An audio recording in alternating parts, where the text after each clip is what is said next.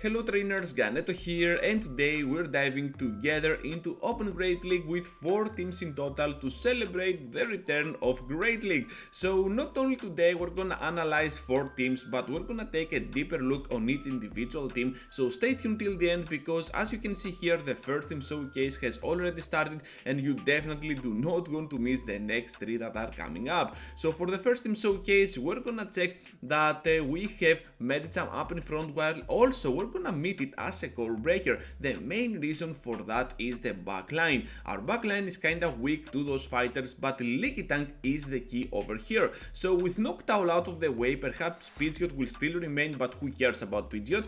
You're gonna see that Lickitung is gonna roam everywhere, and if you have this Pokemon with Excels invested on its arsenal, I think that you are not gonna regret using it on Open Great League. This Pokemon is the safest one that you can use currently, able to finish off even Medicham, even when they are having shields up, which is pretty crazy if you ask me. As a closer here, Basadon is gonna serve like the best anti-flyer, and of course it's gonna provide extra coverage for this team because you might have Medicham up in front, which is weak to flyers, but still Lickitung is gonna go pretty even up against them. So having a Pokemon like Basadon on your team will definitely cover that threat for sure. Also, I really like how the backline can protect Medicham not only from the flyers but also the fairy types and the ghost types, because we're looking at a pretty scary line overall. If you happen to face a Medicham up in front, feel free to stay in, do not rotate at all, but if you do not face a Medicham up in front, you have to go aggressively in there with your Lickitung to draw out the Medicham of your opponent that they might have at the back, and then try to finish it off with any other way other than facing it with your Basadon, because Basadon is obviously pretty weak to ground types and the fighter, so you definitely want to avoid these matchups with your Basti, keeping it with shields for the end game. As soon as they do not have a severe counter to your Pokemon, you're gonna be fine, not only against things that you are against them super effective, but also in general against neutral matchups. So yeah, this team is pretty scary, pretty thick, and I really recommend to you as my first team showcase. Moving now right ahead into the next battle, trainers, and we're gonna showcase a team with Gligar up in front, while Frostlass and Greninja will be our solid backline. This team is not that thick like the previous one, but still you can rely on how well they can spam those deadly moves that this team is having on its arsenal. As a core breaker here, Alola Sandslash is gonna serve like a very good one, because not only it has the ice moves for your Gligar, but also the Shadow Claw can really hurt down our Frostlass on the end game. However, it is still kinda manageable because with shields you can always stay in with your Gligar, or with proper rotation you can see that on the end game a simple dig might actually do the trick, while Shadow Ball and of course the moveset from your Greninja can absolutely finish off Alola Sandslash, especially when it is on its Shadow form. This Pokemon is a core breaker, but not that much of a big one. With that said, now let's see what we have here with the team, because you have a safe switch on the face of Greninja, but of course it is not the best safe switch around. You have to use this team as it is, not gonna switch out aggressively to your Greninja, because most of the times you're gonna draw out a fighter and you definitely do not want that. With Gligar up in front, with Frostlass as a closer, you definitely get some coverage on that factor. So yeah, this team is looking like a pretty cool sandwich Pokemon. Perhaps for this team alignment you need to use Frostlass as a safe switch most of the times, because as I have already said, baiting out the Medicham with your Greninja will not be the optimal choice. So up in front Gligar is gonna perform pretty well with a new updated this season at least. I realize, while Frostlass at the back with the Shadow Balls and the Avalanches is a Pokemon that you can definitely rely on, not only on the mid section of the battle but also on the end game. Moving forward, we're meeting up with another huge team of Great League. So this is a team that I still haven't seen from other trainers as well.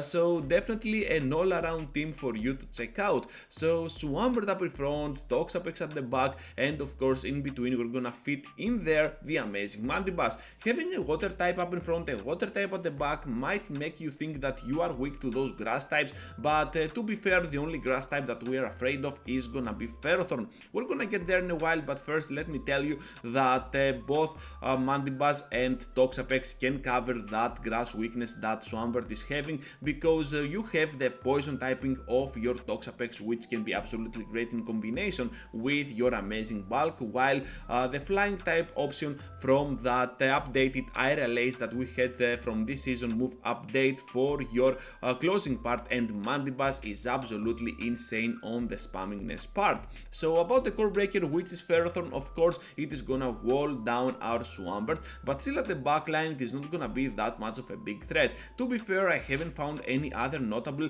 core breaker, so that's why I recommend using this team, even though it has only one core breaker, Ferrothorn, which is not gonna be that much around anyways. So overall this team is looking pretty good. Another pretty bulky backline, but this time with a kind of a Glacier leader.